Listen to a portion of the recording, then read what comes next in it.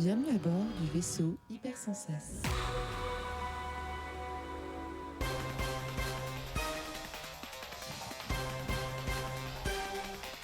Bouya! Hey, hey! Bienvenue dans Croissant Outcast numéro 2. Déjà, Le temps passe vite. le pas de côté de notre émission habituelle Comics Outcast consacrée au comic book. Quel est le concept de Croissant Outcast, me direz-vous? Le concept est que nous allons parler de recueils de comics américains en VF, mais aussi de BD franco-belges, belgo-françaises, helvético-canadiennes, qui font vibrer notre petit cœur de fans et dont nous souhaitons vous parler. Bienvenue dans le multivers. Nous aussi, nous avons été touchés par cette vague mondiale. Mais sans embâche, sans plus attendre, je vais me tourner vers XT pour lui demander, XT, de quoi souhaites-tu nous parler ? Eh bien, je vais vous parler d'une œuvre qui est sortie récemment chez Urban Comics. Elle est au prix de... C'est une très bonne question, je ne me souviens plus. Aïe, aïe, aïe, aïe. Ah là là. Hashtag sans montage. Aux alentours de Ah là 30 là. euros. Oui, je pense que là, je ne pense pas trop me mouiller. Non, ça devrait aller. Et donc, je vais vous parler de Alan Moore présente DC Comics. Pourquoi ce titre-là ? Parce qu'on va parler donc d'un auteur assez réputé, Alan Moore, mais on va surtout aussi parler de qu'est-ce qu'il a pu le faire connaître avant qu'Alan Moore devienne Alan Moore, fondamentalement, presque. Même si... Alors, par contre, si tu veux nous parler de son enfance dans le Sussex, Oula 30 euros tout pile, pour info. Ouais, donc voilà, merci. Parfait. Donc sorti aux éditions Urban Comics, tout à fait. Donc c'est quoi ? C'est un recueil de récits chez DC. Donc Alan Moore qui va nous parler va écrire sous différents titres. Donc c'est-à-dire qu'il va nous écrire du Superman, du Batman / Swamp Thing. Il va nous parler aussi du Vigilante. On va avoir aussi de l'Omega Man et donc différents titres comme ça. Alors je vais pas évidemment parler de tous ces titres, je vais parler de ceux qui sont les plus marquants ou qui m'ont les plus marqués, et je vous garde aussi la petite surprise du chef qu'ils ont réservée pour cette édition pour la fin. Donc moi je vais vous parler aussi du premier titre qui va nous évoquer un comics qui est un des premiers Superman que j'ai lu moi de ma vie en l'occurrence, que j'aime beaucoup, qui est un arc du coup en 40 pages qui va nous raconter l'histoire de Superman qui est sous une emprise psychique. Pour son anniversaire, on a Robin, Batman et Wonder Woman qui vont le voir dans sa forteresse de solitude, qui le trouvent en train de rêver avec une espèce de gros morceau organique au niveau du torse. Une plante de l'espace collée sur le torse. Voilà. Oh. Et en fait, il se trouve que notre cher Superman est en train de rêver de sa vie sur Krypton, comme si qu'est-ce qu'elle aurait été s'il avait toujours été là-bas. What if ? Une forme de what if, tout à fait. Et évidemment, l'expression qui dit n'est pas coutume à la fin, vous dira que, écoutez, j'aime encore une histoire de fascisme et de nazis, comme je les aime. Attends. C'est-à-dire qu'en fait... Nous Non, désolidarisons bien attention. sûr de cet Voilà, homme. hors du contexte, c'est un peu bizarre. Bien sûr. Tu te réécouteras, mais... Contexte Non, mais- d'interrogation. ouais. Enchaîne. Et donc nous avons Superman qui rêve de cette Krypton qui va devenir beaucoup plus nazi, en fait, concrètement, qui va plonger vers le fascisme. Donc qui sont des thèmes forts relativement à l'amour. On rappelons V pour Vendetta quand même. Les problèmes politiques et sociétaux de ce genre-là sont pléthores dans son œuvre. Et donc on va avoir l'intérêt en fait est plus là-dessus. Après on va avoir nos protagonistes pour son anniversaire qui vont essayer de libérer Superman de cette emprise de cette manière-là. Donc Superman qui essaiera de devenir plus fort psychologiquement, que de se laisser avoir par ses fausses illusions. Donc ça c'est un des premiers récits qui était vraiment très intéressant et qui du coup m'a beaucoup marqué en tant que lecteur. C'est pas un titre indispensable, une lecture indispensable, mais elle est quand même Ça vraiment... a beaucoup marqué à l'époque. Hein. Ouais. D'ailleurs, cette plante, on la reverra de nombreuses reprises dans les récits. Ouais. Mais je veux dire, même moi qui suis pas un grand... à chaque fois que j'ai eu du Superman, je suis relativement déçu. Enfin, je suis relativement... Même du John Byrne, je l'aime bien au début, mais je m'y ennuie vite. Attention. Et battez-vous. Et pourtant, là, ce petit arc m'a énormément convaincu. L'autre arc que je vais vous parler, c'est aussi encore un autre arc avec Superman. Donc on va voir une interview d'un journaliste, Tim Crane, qui va voir Lois Lane et qui va lui demander où est Superman, qui est Superman, enfin, on va voir une forme de rétrospective de Superman, donc vue sous les yeux de Lois Lane et façon presque pas Kingdom Come parce que c'est un peu l'inverse. Comment dire, l'histoire d'une vie en fait. On va voir un peu l'histoire d'une vie d'un personnage. Et on va essayer de comprendre pourquoi Superman n'est plus là. Est-ce qu'il serait peut-être mort ou absent.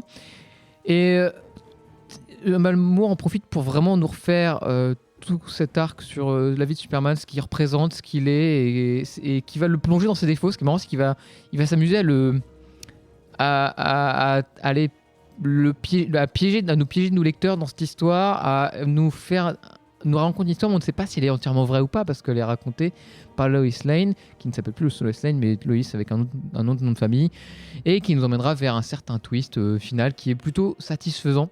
Ça, c'était une des très bonnes histoires. Une autre histoire. Juste pour le contexte de cette histoire qui est intéressant, c'est que c'était au moment de Crisis on Infinite Earths, Okay. et donc c'était censé donner une fin au Superman des origines, on va dire, de toute la première période d'ici. C'était assez touchant pour l'époque, ouais. Et donc après, on a d'autres histoires que j'aime beaucoup, qui sont beaucoup plus terre à terre. On a du Batman un peu qui est Batman plutôt on va dire film noir, mais rien d'exceptionnel, mais plutôt sympa. Il y a toujours des petits trucs Mais voilà, dans chaque récit. Lux va adorer, c'est sûr. Et en fait, oui, surtout avec Batman. mais en fait, c'est ça aussi que grand luxe, quel grand plaisir de ce bouquin, c'est Alan Moore. C'est pas un écrivain. Il n'a pas à gagner sa réputation pour rien. C'est quelqu'un qui a toujours la petite bonne idée. Typiquement, alors une autre histoire qui est assez sympa. On a l'histoire de là, et ça c'est plus pour l'époque, qui peut être marquante. On a l'histoire littéralement d'un criminel avec sa femme battue, et cette histoire elle est super dure, elle est hyper rude cette histoire sur ce vigilante qui se fait cette espèce de super-héros qui est pas vraiment super-héros mais qui va essayer de faire la justice contre la veuve et l'orphelin, et va justement essayer de sauver la femme battue face à au mec qui la tabasse régulièrement. Street level. Ouais, très street level. Street level, hashtag Reagan level même, puisque le vigilante justement est un personnage très porté dans un sens. Oui. Ouais, et évidemment tout est extrêmement politique dans cette histoire. Tout est plutôt bien amené, et surtout le final est très gris. Enfin, il paraît, encore une fois, il est très surprenant comme récit, et quand je me essaie de me repenser à le lire à cette époque-là, je me dis ah ouais, contextuellement ça doit être vraiment quelque chose. Et moi, le récit qui m'a le plus marqué de tous, c'est un récit en 5 pages. Et oui, il y a quelques récits en quelques pages. Il s'appelle Vie brève, et il y a une poésie impressionnante dans ces 5 pages qui nous montre la vie sous différents angles entre le micro et le macro. Et ces 5 pages, ne serait-ce que pour elles, valent le prix du bouquin. J'exagère un peu évidemment parce qu'on parle de 5 pages, mais elles sont vraiment exceptionnelles. Donc c'est Omega Men, Vie brève. Cela, je le recommande particulièrement. Pour finir, la dernière chose qui est intéressante, qui est proposée dans ce livre, c'est Alan Moore avait proposé d'écrire un event post-Infinite Crisis qui était prévu pour une forme de Ragnarok, donc il se fait s'appeler Twilight, c'était sa proposition. Sur la fin des super-héros, un peu sur leur déclin. Crépuscule. Voilà. Et on nous offre dans ce livre en fait, il aurait envoyé une lettre qui contiendrait a priori tout le script, enfin global, tous les fils narratifs de cette grande histoire. Et elle nous est proposée ici, verbatim, donc après c'est littéralement du texte écrit sur papier avec il va se passer ça, machin ferait ça, comme ça, on caractériserait tel personnage comme ça.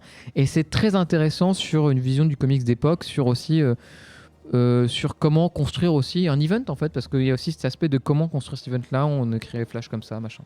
Donc voilà, vraiment une recommandation très intéressante de mon côté, enfin c'est quelque chose que je recommanderais à tout le monde parce qu'il y a vraiment quelque chose à épicorer. Bah écoute, visiblement, oui, ça m'a l'air très intéressant. Merci XT. J'entends juste un dernier point sur le script. C'est intéressant de voir le Alan Moore avant tous les déconvenus qu'il a eu avec les éditeurs. Aussi, oui, c'est quand tout se passait bien avec DC. C'est un autre Alan Moore. Oui. C'est très intéressant aussi de ce point de vue-là. Beaucoup plus joyeux. Joyal, c'est écoute, parfait. C'est très bien, joyal. Mais c'est sur cette joyale note que nous allons nous tourner vers la non moins joyale luxe. Qu'est-ce qui a fait vibrer ton petit Kokoro ? Alors, moi, je vais vous parler de la BD qui m'a illuminé ma période de Noël, puisque donc je l'ai eu à Noël, et qui est un énorme coup de cœur, sans exagérer.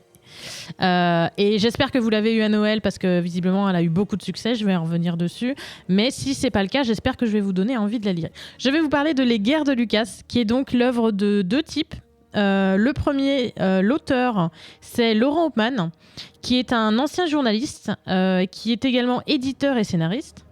Et au dessin, nous avons Renaud Roche, qui est donc, qui lui sort de l'école des Gobelins et qui est surtout spécialisé dans l'animation, puisqu'il a participé par exemple au film Migration qu'on a pu voir sur les écrans récemment.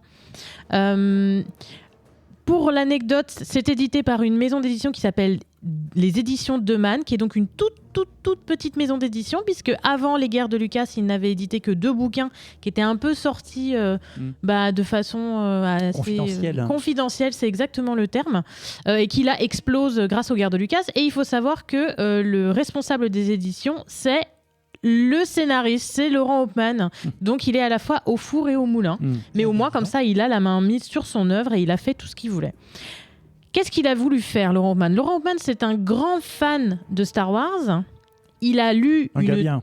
Bah écoute, ouais, ça dépend des fans de Star Wars, malheureusement. Donc je suis obligée de tempérer cette expression. Oui, pardon. Mais voilà. Mais en tout cas, il adore Star Wars, ça nous fait ça au moins en commun. Et il est allé lire des tas de bouquins, des biographies, des making-of, des choses comme ça. Il a tout compilé et il en a fait un scénario de BD. Elle est géniale. Franchement, c'est une compilation d'infos incroyables. Ça part de la jeunesse de George Lucas qui nous permet en fait de nous faire une idée un peu sur la personnalité du bonhomme, parce que c'est vrai qu'on connaît son nom, mais on ne connaît pas forcément qui il est. Et ensuite, ça va partir de j'ai une idée à je vais écrire un scénario à je vais essayer de trouver des fonds, je vais réunir des gens, etc., jusqu'à ce que en fait, la BD s'arrête après la sortie du film au cinéma. C'est passionnant. Si vous êtes fan de Star Wars, c'est un indispensable. Je ne mâche pas mes mots, c'est un indispensable parce que vous avez des tas d'informations à l'intérieur que vous connaissez peut-être déjà. Il y avait des tas de trucs que je connaissais et il y avait des tas de trucs que je ne connaissais pas et que j'étais très contente d'avoir appris. Si vous n'êtes pas un fan de Star Wars, ça reste une très bonne BD parce que la narration est très léchée, le scénario est... il y a des rebondissements en fait à toutes les pages parce qu'il y avait des rebondissements dans la vraie vie aussi, mais du coup c'est bien écrit, c'est bien rythmé, donc c'est une BD qui est très très agréable à lire. Il y a 2 pages de bibliographie à la fin, donc si vous avez des doutes sur la véracité des informations qui sont à l'intérieur, vous n'avez plus qu'à vous reporter à ces 2 pages. C'est sourcé. C'est hyper sourcé. Et voilà. Donc, vraiment un énorme coup de cœur parce que je suis une grande fan de Star Wars, mais j'ai vraiment envie de conseiller cette... Je la conseille à tout le monde. Dès que quelqu'un me dit, tiens, je suis tombée sur les Guerres de Lucas, je dis, lis-le, vas-y, il faut le lire. C'est pas sorcier, lis-le. Voilà, c'est pas sorcier, lis-le. Comme j'aime bien me la péter un peu, évidemment, j'ai choisi une BD qui a eu des prix. La BD a été lauréate du prix BD Fnac France Inter 2024 et ils ont également reçu le prix BD France Info. Donc voilà, j'espère vous avoir convaincu. Je ne sais pas si d'autres personnes l'ont lu autour de la table. France Info Outcast, c'est parti. Oui. Oui, effectivement, j'ai eu l'occasion de le lire aussi et c'était effectivement hyper cool, notamment sur le process de création d'un univers, les difficultés que ça représente. Ça ne fait pas l'apologie pour autant de Lucas. Il y a du gris aussi un petit peu sur la manière dont c'est fait. C'est ultra sourcé. D'ailleurs, il n'hésite pas à le dire. Je crois en préambule, il dit tout ceci a été vérifié. Vraiment, il insiste là-dessus et il a raison parce que ça en fait la force de ce récit. Il y a peu apparemment de digression. C'est vraiment basé sur des faits confirmés. Et c'est super intéressant. Moi, notamment, même si j'ai un petit peu effectivement le background Star Wars, j'avais jamais vraiment vu de making-of ou de qu'est-ce qui s'est passé au moment des tournages, etc. Et du coup, j'ai plutôt appris pas mal de choses, à part une inimitié qui était assez connue, mais vous verrez bien en le lisant. Que moi, j'ai appris du coup à l'occasion de la lecture. Voilà. Pour conclure, je ferai juste 2 petites remarques. La première, c'est on dit souvent que derrière un homme de talent, il y a une femme qui se cache. En lisant Les Guerres de Lucas, vous verrez que sans la femme de George Lucas, Star Wars n'existerait pas. Donc voilà. Et la deuxième chose, c'est que récemment, les auteurs ont rencontré George Lucas qui a adoubé la BD, si je puis dire. Très bien. En tout cas, il la valide parce qu'il y avait le risque de quand tu écris une BD sur quelqu'un, tu sais pas comment la personne va réagir parce que comme l'a aborde l'intime, sous-entendu, en plus, ouais. comme l'a sous-entendu Regan, le portrait de George Lucas n'est pas lisse, donc on sait pas trop comment il l'aurait pris. Et visiblement, il l'a bien pris. Ah bah, très bien.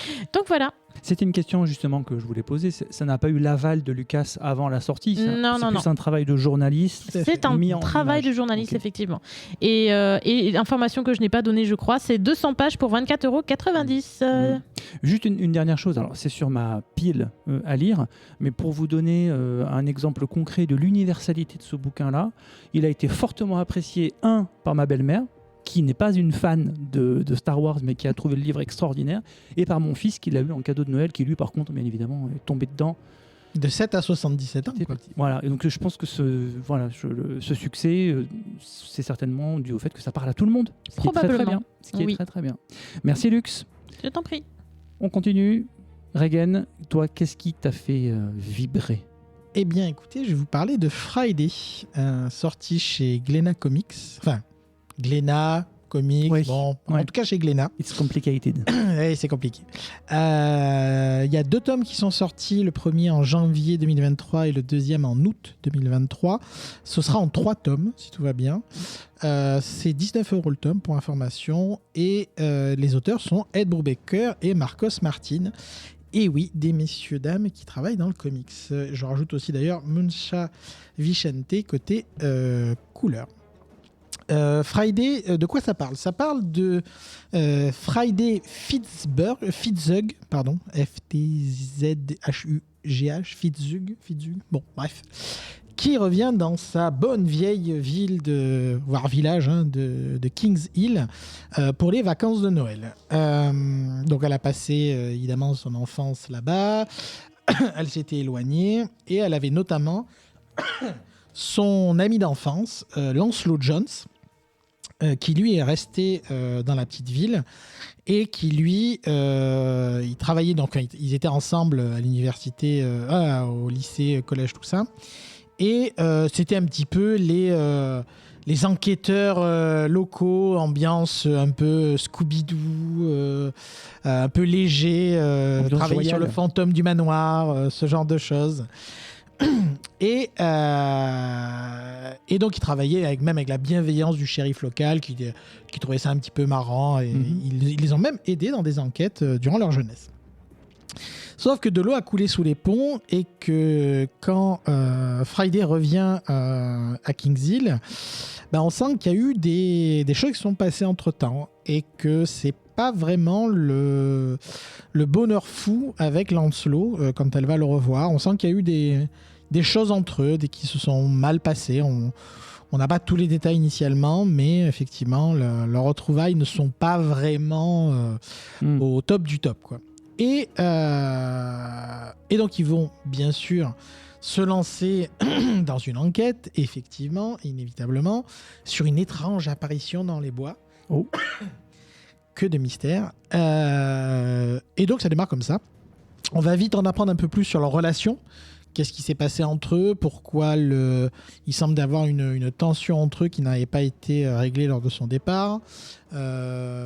Qu'est-ce que devient effectivement ce petit village? Est-ce que c'est vraiment des enquêtes Scooby-Doo ou est-ce qu'il y a un peu plus derrière? Donc, on va doucement mais sûrement voir un changement au niveau du récit. On quitte l'innocence. Exactement. Ouais. Et c'est ça que j'ai trouvé très intéressant dans ce récit, c'est que ça commence assez sympathiquement, sans plus, et on va littéralement passer de Scooby-Doo à The Thing. Voilà. Ah ouais. Ça, alors, je rajoute un peu, mais c'est cette ambiance-là. Hein. John Carpenter. Voilà. John Carpenter. Ça y est, j'ai eu son attention. Et ce qui est vraiment cool, c'est que je trouve que même si on retrouve l'ambiance enquête si chère à Brubaker, bien sûr, au niveau de ses récits, je trouve que ça change un petit peu de ses habitudes. C'est même d'ailleurs flagué en young adulte. Bon, ça, voilà, hein, ça vaut ce que ça vaut. Mais ce glissement, doucement mais sûrement, va rajouter donc des éléments fantastiques d'horreur, on peut dire ce qui est, aussi de fantastique SF. Et vraiment, on a des cliffhangers, une augmentation, une boule de neige qui se met à rouler. Et on se fait en prendre dans le récit. C'est plutôt cool. J'ai été surpris. Pour vous être honnête, moi, la première issue, donc l'équivalent de la première issue dans le premier bouquin, j'avais trouvé ça sympa, mais bon, en mode, est-ce que j'ai vraiment envie de lire des enquêtes d'ados sur du paranormal d'école Autant lire Lumberjanes. Exactement. Et vraiment, je me suis pris au jeu et ça se développe petit à petit. J'ai hâte du coup de lire le 3 quand il sortira.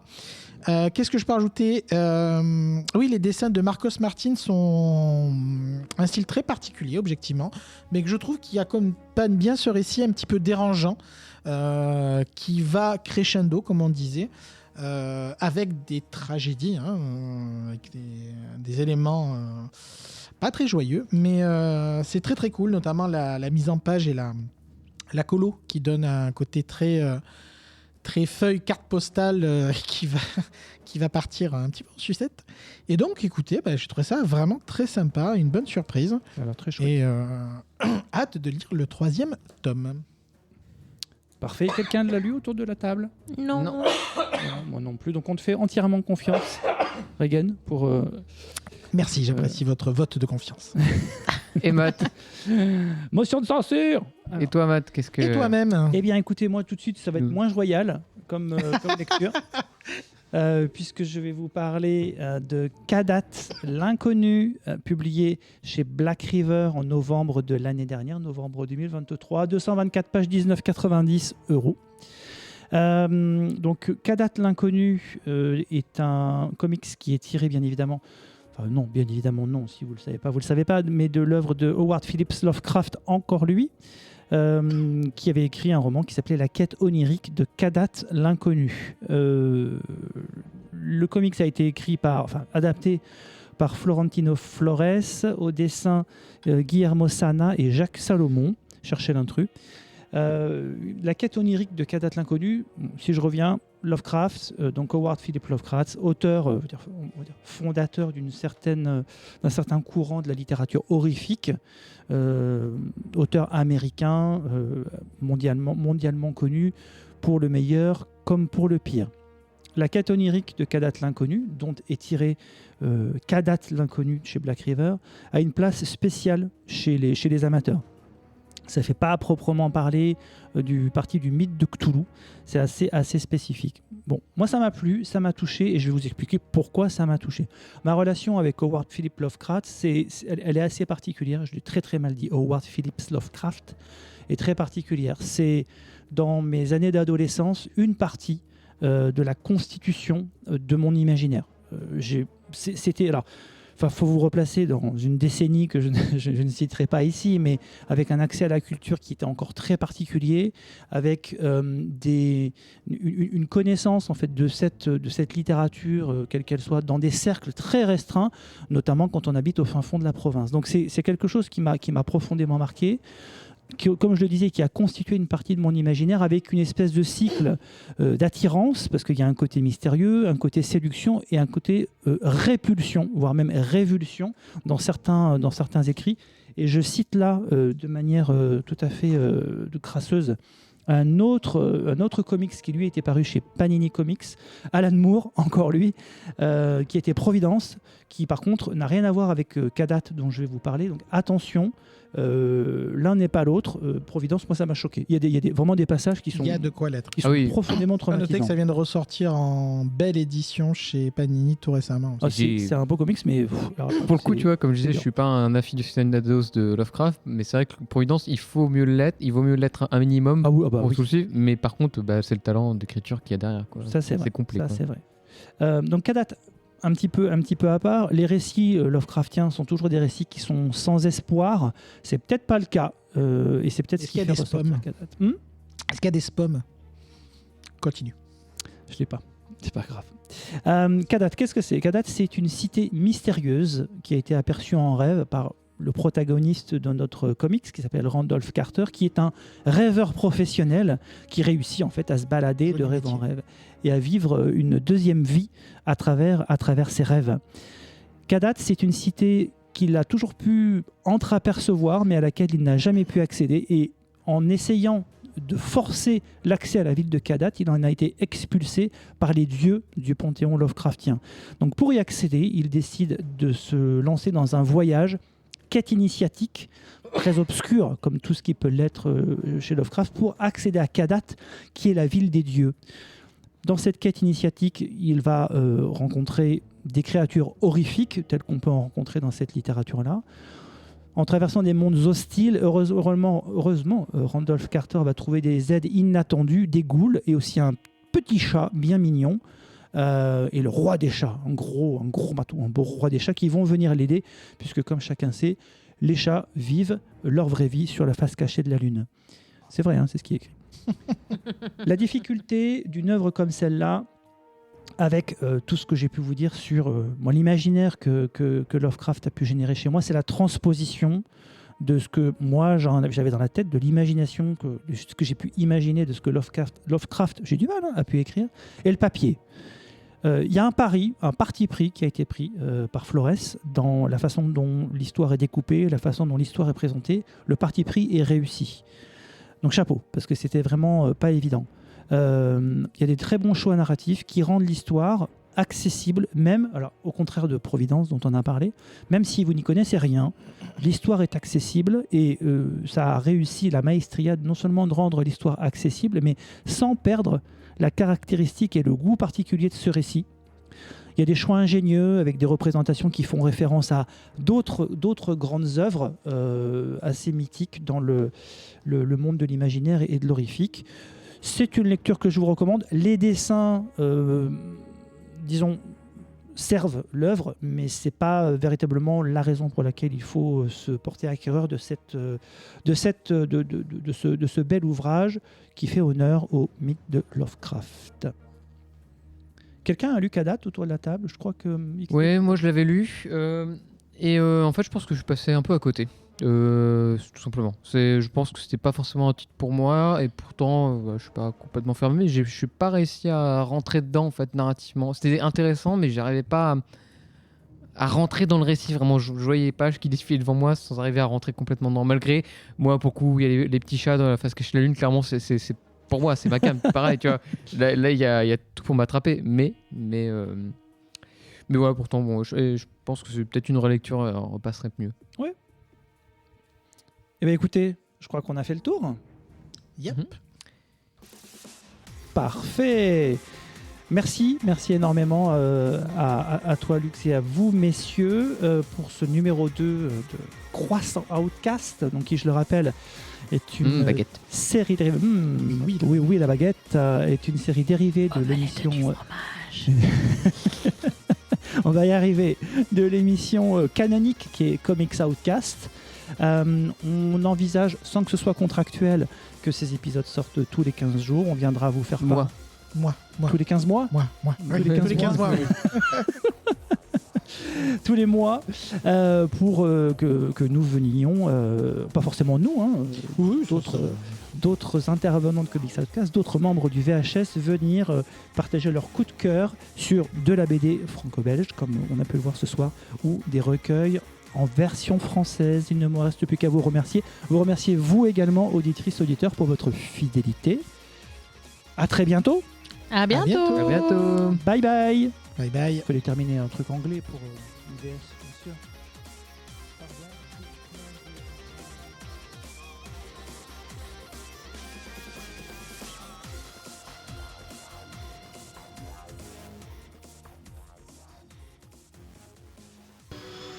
Fin de transmission.